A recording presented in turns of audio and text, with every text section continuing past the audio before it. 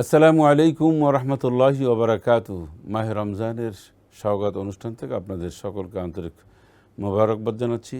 কালবেলার নিয়মিত আয়োজন আপনারা দেখছেন।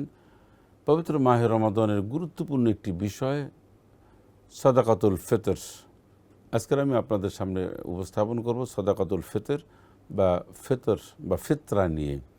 আমরা সহজ ভাষায় যেটা বুঝি সেটা হচ্ছে ফিতরা।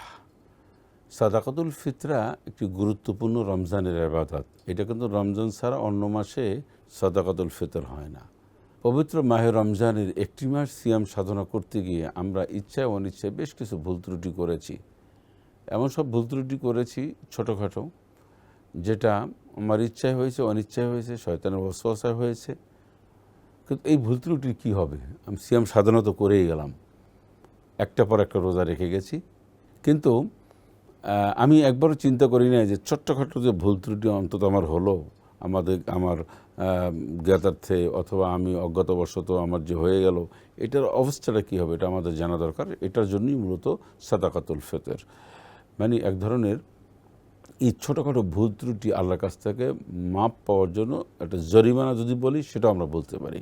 অর্থাৎ আমরা এটা আর্থিক একটা দণ্ড দিচ্ছি, দিয়ে আল্লাহকে বোঝাতে চাচ্ছি বা আল্লাহর সামনে পেশ করছি যে আল্লাহ তাআলা, আমি যে শয়তানের ওয়াসওয়াসায় বা যেভাবেই হোক ছোটোখাটো সিয়াম সাধনা করতে গিয়ে ভুল ত্রুটি হয়েছে, সেজন্য আমি কিছু কাফফারা দিয়ে দিলাম আর্থিকভাবে।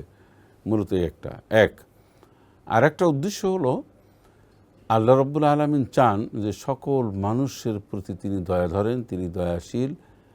তোমরা একে অন্যের প্রতি দরদশীল হও। তো এটা হওয়ার একটা মাধ্যম হতে হয়। এমনি আপন ইচ্ছায় খুব কম মানুষ আরেকজন মানুষের প্রতি সহানুভূতিশীল, দয়াশীল, মায়াশীল খুব কম হবে। এ লোকের সংখ্যা খুব কম। তবে একটা মাধ্যম আল্লাহ বানিয়ে দিয়েছেন, বিভিন্নভাবে দিয়েছেন। এর মধ্যে সাদাকাতুল ফিতর একটি। যেমন আপনার আমার অনেক টাকা পয়সা রয়েছে, আলহামদুলিল্লাহ রাব্বিল আলামিন, অভাব অনটন কম রয়েছে, কিন্তু সমাজে আপনার আমার প্রতিবেশী, আমাদের প্রতিবেশী, একটু দূরের আত্মীয় স্বজন, সব মিলিয়ে সমাজের অনেক মানুষ অনেক টাকা পয়সার অভাব অনটনের মধ্যে রয়েছে, যাদেরকে দেখাশোনা করা রমজানে আমাদের একটা দায়িত্ব। এই দায়িত্বটা আপন ইচ্ছায় না নিলেও একটা আমাদের শরীয়তের একটা বিধান, কল্যাণময় বিধান আমাদের উপর আল্লাহ কাঁধে দিয়েছেন। সেটা হচ্ছে তুমি সাদকাতুল ফিতর মানে ফিতরা দাও। এই ফিতরা মানুষকে দেওয়ার উদ্দেশ্য হলো গরিব এতিম মিসকিন যারা রয়েছে, প্রতিবেশী যারা রয়েছে আমাদের মধ্যে, আত্মীয় স্বজনের মধ্যে, যাতে করে তারা একটু মিষ্টান্ন কিনতে পারে। ঈদে তুমি নূতন জামা পরো, সেও যেন নূতন জামা পরতে পারে। তার যে অনেক চাহিদা রয়েছে, তোমার অনেক চাহিদা পূরণ করেছো, বাট এই অসহায় মানুষটির কিছু চাহিদা আছে, এটা পূরণ করার জন্য আল্লাহ পাক আমাদের উপর এই দায়িত্ব দিয়েছেন, এই কর্তব্য দিয়েছেন। এটি দয়া না, এটা আমাদের করতে হবে। সাদাকাতুল ফিতর সবাইকে দেওয়া ওয়াজিব। এটা সিয়াম সাধনা যিনি পালন করবে সেও দিবে, আর যে বাচ্চা যদি হয় সেও সাদাকাতুল ফিতর দিবে। এখন কার উপর এটা ওয়াজিব হবে? জাকাত 1 বছর মালে নিসাব মানে পরিপূর্ণ সম্পদশালী হলে ইসলামের দৃষ্টি জাকাত ফরজ হওয়ার জন্য যে সম্পদ, এটা 1 বছর যদি কোনো মানুষের কাছে থাকে তো তার উপর জাকাত ফরজ হয়।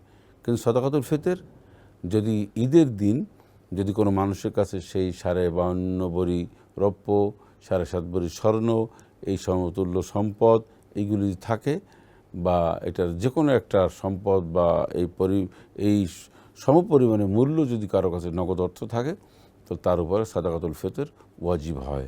সাদাকাতুল ফিতর কখন দিব? এটা দেওয়ার একেবারে সর্বশ্রেষ্ঠতম নিয়ম হচ্ছে ঈদের জামাত শেষ হওয়ার আগেই এটাকে পরিশোধ করে দেওয়া।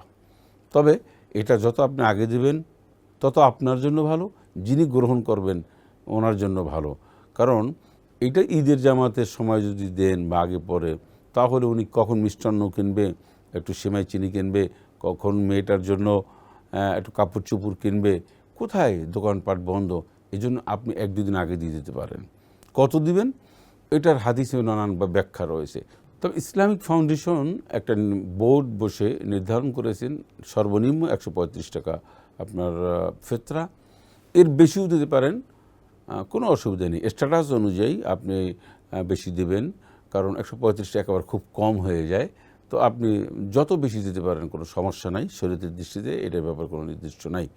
আচ্ছা টাকা দেবেন না মাল দেবেন, এ নিয়ে আমাদের মধ্যে নানান একটু ইখতলাফ মতানৈক্য থাকলেও যুক্তিযুক্ত বিভিন্ন হাদিস দৃষ্টিকোণে যে রসুল সাল্লাল্লাহু সাল্লাম বলছেন সর্বশ্রেষ্ঠ হাদিয়া হলো, উত্তম হলো কারেন্সি, অর্থাৎ টাকা পয়সা, যে দেশের যে টাকা সেইটা। আর যে সময় এই ফিতরা রসুল সাল্লাল্লাহু সাল্লাম দিতেন তখন মালের খুব প্রয়োজনটা বেশি ছিল। তখন খেজুর, কিশমিশ, গম, ভুট্টো, আটা, তো এইগুলির একটু বেশি প্রয়োজন ছিল, তাই এগুলি দেওয়া খুব জরুরি ছিল। পরবর্তীতে এখন বর্তমানে আমরা দেখলাম যে আমাদের দেশে আপনি ফিতরা একজনকে 1 কেজি খেজুর দিলে, 1 কেজি চাল দিলে, আটা দিলে, কিশমিশ দিলে, পনির দিলে, আপনি সে কী করবে? আপনি তো 1 কেজি দেবেন না, দেবেন অল্প কয়টা, বা আর একজন এরকম দিয়ে সে বাজারে বিক্রি করে কী করতে পারবে সে বলেন? এরকম তার যদি 2 কেজি চাল হয়, 3 কেজি আটা হয়, কেউ দেবেন আটা, কেউ দেবে চাল, কেউ দেবে খেজুর, কেউ দেবে ভুট্টা, তারপরে বা এরকম একটা কিছু দিবেন, পনির দেবেন কেউ।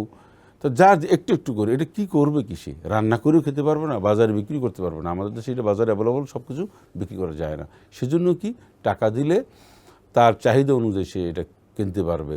সে বাচ্চা কাচ্চাকে যদি চিকিৎসা করায়, অনেকে আছে, সব আছে, বাচ্চা কাচ্চা চিকিৎসা করাতে পারছে না, বাচ্চারা ড্রেস কিনতে পারতেছে না, এমনকি তারা আরও অনেক প্রয়োজন থাকতে পারে। এই জন্য টাকা দেওয়াটা ভালো, এটাই যুক্তিযুক্ত, এটাই ইসলামী স্কলারগণ এটাই সবচেয়ে বেশি রায় দিয়েছেন। আসুন আমরা ইখতিলাফ না করে সাদাকাতুল ফিতর আদায় করি।